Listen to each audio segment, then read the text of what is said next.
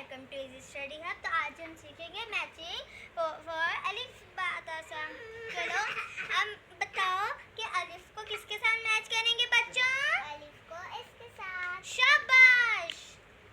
अब बच्चों मुझे बताओ अलिफ से क्या बिल्ली बनती है, अंडा बनता है, तितली बनती है या पतंग बनती है? अलिफ से क्या बनता है? अंडा। शाबाश, अलिफ से अंडा बनता है।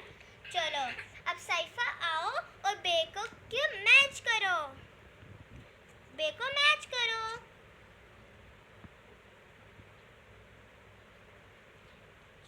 शाबाश, बहुत अच्छे। अब आप सब मिलके बताएं कि बे से क्या बनता है, बिल्ली, तितली या पतंग?